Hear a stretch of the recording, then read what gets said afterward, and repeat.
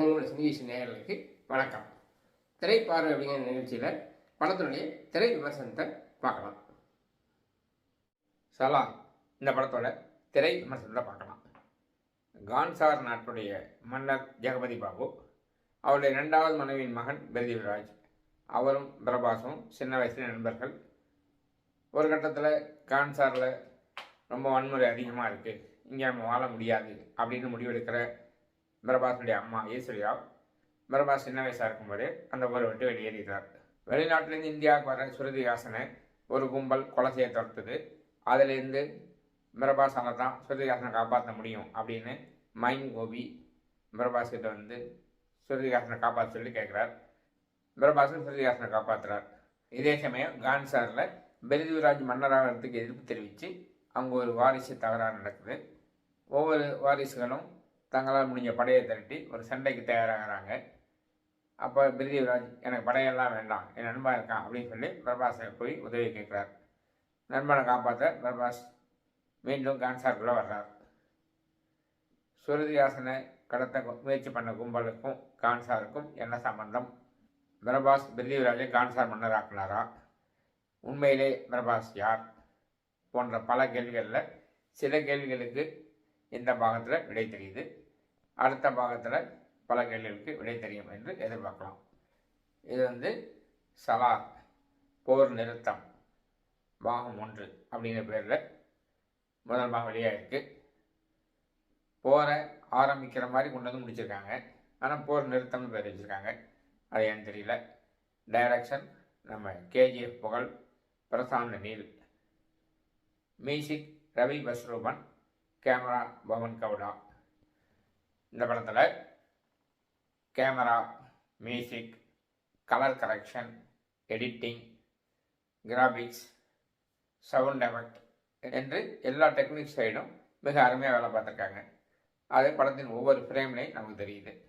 எல்லாரை விட அதிகமாக வேலை பார்த்தவர் அப்படின்னா ஸ்டண்ட் மாஸ்டர் அன்பறிவு அவர்களை தான் சொல்லணும். அந்தளவுக்கு படம் முழுக்க அவங்களுக்கு வேலை இருந்திருக்கு. இது ரொம்ப புதுமையான கதையை சொல்ல முடியாது. 2 நண்பர்களை பற்றிய கதை. இதில் தாய் பாசம், வேறு சில ட்விஸ்டெல்லாம் வச்சு அப்படி ஒரு மாதிரியாக கொண்டு போயிருக்காங்க. ஆனாலும் இது சிறந்த படம் அப்படின்னு சொல்ல முடியாமல் நம்மளை தடுக்கிறது பல முறை பார்த்து சலித்த காட்சிகள் படத்தில் இருக்கிறது. தேவையில்லாமல் ஓவர் பில்டப் காட்சிகள் அதிகமாக பண்ணுறது. ஒவ்வொருத்தரும் பெரிய படைகளை தட்டிகிட்டு இருக்கும்போது பிரபாஸ் ஒருத்தர் போதும் அப்படிங்கிறது.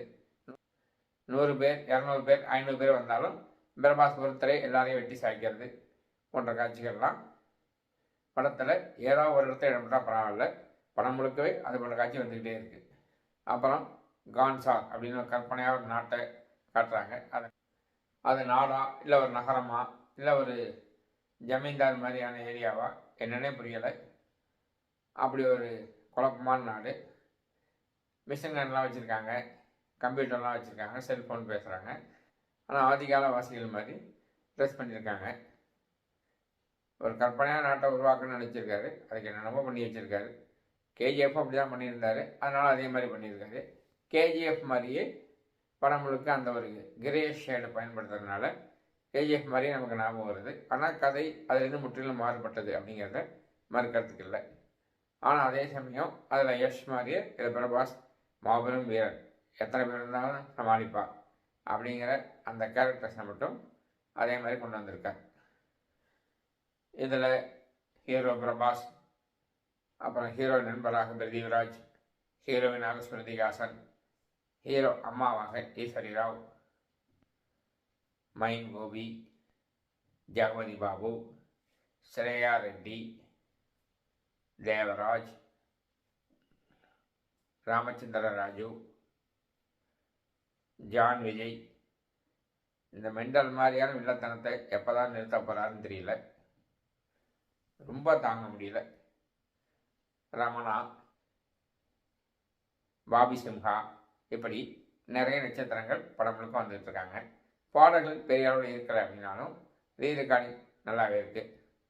தன்னை காப்பாற்ற சண்டை போடுறதுக்காக பிரபாஸ் கூட்டு வர பிருத்திவிராஜ் பல காட்சிகளில் பிரபாஸ் அமைதியாக இருக்கணும் அப்படின்னு அவரை கட்டுப்படுத்துறது ஏன் அப்படின்னு தெரியலை.